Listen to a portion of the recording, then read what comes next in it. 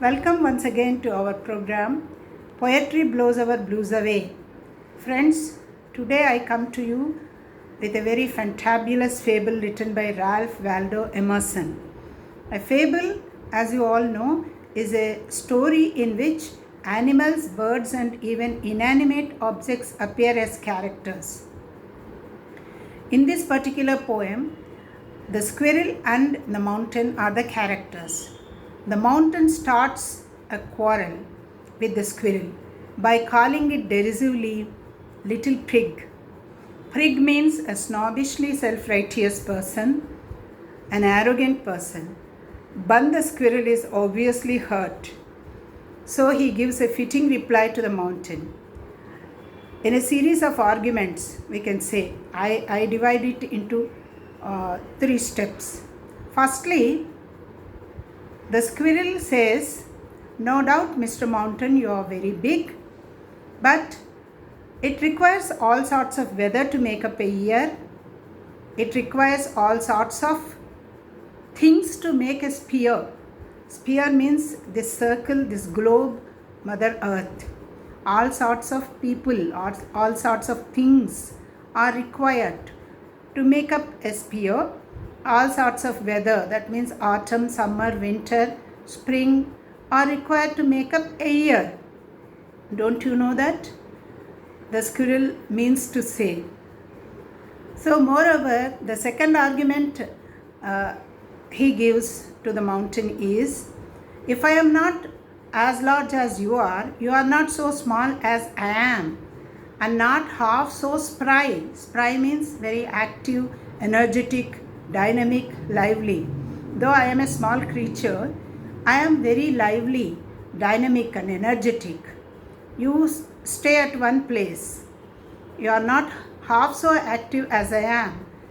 So, thirdly, he gives the message to us all, saying, "Talents differ. All is well and wisely put."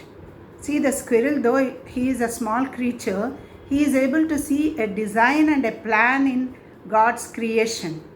So all is well and wisely put. Talents are different. My talent is to crack a nut. Your talent is to carry forests on your back.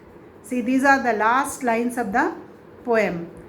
If I cannot carry forests on my back, neither can you crack a nut.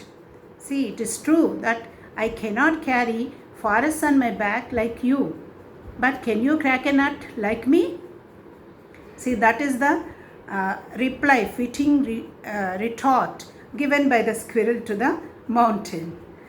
Then here he also seems to say, he also pays a compliment to the mountain while admonishing softly.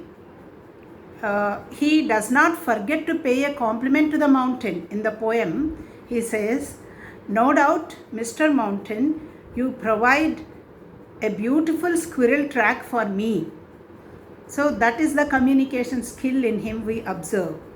So we have to give a tit for tat at the same time without losing our cool, without losing our temper, in a civil way, not in a rude way, not being uncivil, so that the opposite person will be dumbfounded. He will keep quiet and learn a lesson. So next time when anybody abuses you or looks down upon you, insults you, then don't wallow in self-pity. You assert yourself by giving them a fitting reply, just like the squirrel, without losing your cool and temper.